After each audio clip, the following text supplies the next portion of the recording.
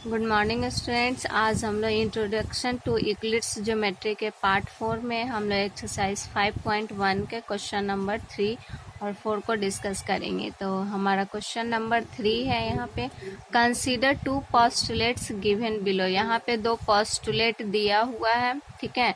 मानते हैं कि ये दोनों क्या है, पोस्टुलेट्स है। तो क्या क्या दिया हुआ है, given any two distinct point A और बी, दो डिस्टिंक्ट पॉइंट दिया हुआ है।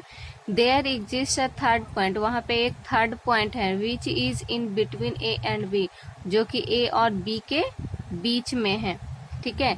नेक्स्ट है हमारा, there exist at least 3 points that are not on the same line, और वहां पे कोई कम से कम 3 पॉइंट्स है जो कि क्या है, सभी जो है वो सेम लाइन में नहीं है।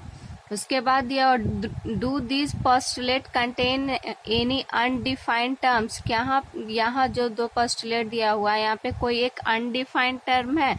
तो हाँ, यहाँ पे एक अनडिफाइंड टर्म यहाँ पे ये है कि यहाँ पे ये तो बोल दिया गया कि कोई एक थर्ड पॉइंट सी है, और लेकिन ना ही कोई डिफाइन किया कि ए और बी से मिलेगा तो वो लाइन बनेगा या लाइन सेगमेंट होगा, क्या होगा, कुछ ऐसा डिफाइन नहीं किया। और ये भी नहीं डिफाइन किया गया कि ये जो पॉइंट सी है वो उस लाइन पे होगा या फिर उस लाइन पे नहीं होगा, है ना।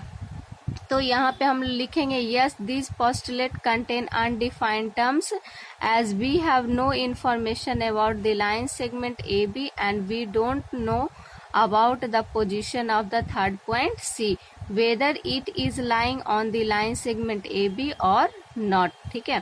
तो वही यहाँ पे लिखे हैं। Now 2 different cases are possible, यहाँ पे 2 केस पॉसिबल है, या तो वो पॉइंट जो होगा वो क्या होगा, उस लाइन पे होगा, है ना, या तो फिर वो जो पॉइंट होगा वो उस लाइन सेगमेंट पे नहीं होगा, ऐसा कुछ होगा नहीं। तो पहला हमारा लिखेंगे, the third point C lies on the line segment made by joining the points A and B, A और बी को मिलाने से एक लाइन सेगमेंट बना। तो वो पहला कंडीशन हो सकता है कि वो पॉइंट जो होगा वो कहाँ होगा, इस लाइन सेगमेंट पे होगा।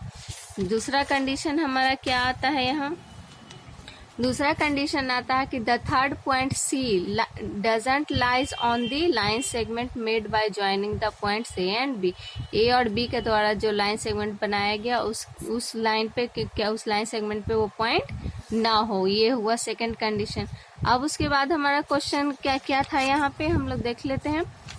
यहाँ पे था फिर नेक्स्ट क्वेश्चन कि आर दिस पोस्टुलेट कंसिस्टेंट, क्या ये कंसिस्टेंट होगा। फिर है उसके बाद, do they follow from the Euclid's postulates explain. अब यहाँ पे क्या ये कंसिस्टेंट है, तो ऑफ कोर्स ये क्या है, कंसिस्टेंट है, क्योंकि यहाँ पे क्या आया, दो डिफरेंट सिचुएशन, दो डिफरेंट कंडीशन आया, है ना। कंसिस्टेंट का मतलब होता है कि कोई एक कुछ भी उसका सॉल्यूशन पार्ट होना चाहिए। तो सॉल्यूशन क्या निकला, 2 सॉल्यूशन, 2 कंडीशन हमारे पास निकला, इसलिए ये क्या है, हमारा कंसिस्टेंट है। No this postulate do not follow Euclid's postulate, ये जो पोस्टुलेट जो है वो यूक्लिड पोस्टुलेट को फॉलो नहीं करता, क्योंकि ये एक्चुअल में ये क्या है, ये एक्सियम है, ठीक है। और एक्सियम के बारे में मैं आप लोग को पहले बता चुकी हूँ कि एक्सियम क्या होता है, ठीक है। नेक्स्ट क्वेश्चन पे हम लोग आते हैं। If a point C lies between 2 points A and B, यहाँ भी दिया पॉइंट सी जो ए और बी के बीच में, लेकिन यहाँ दिया such that A C equals to B C, लेकिन दे दिया है यहाँ पे कि ए सी इक्वल्स टू क्या है, बी सी है। Then prove that A C equals to half of A B, explain by drawing the figure, figure बनाना है। तो हम लोग को ए और बी के बीच में क्या है, हम लोग सी ले लेते। क्यों सी लिए, क्योंकि यहाँ ए सी इक्वल्स टू बी सी दिया हुआ, ए सी इक्वल्स टू बी सी, इसलिए ये मिड पॉइंट होगा। तो ए सी इक्वल्स टू बी सी दिया हुआ, तो ए बी इक्वल्स टू हम लोग क्या लिखेंगे, ए सी प्लस बी सी। तो ए सी बराबर क्या लिख सकते हैं, बी सी, और बी सी के बराबर ए सी, तो ये इसके बी सी के जगह पे ए सी लिख दिए, तो ट्वाइस ऑफ ए सी हो गया। तो ए सी इज इक्वल्स टू क्या आ गया, हाफ ऑफ ए बी, यही हम लोग को क्या करना था, प्रूफ करना था। Okay, thanks.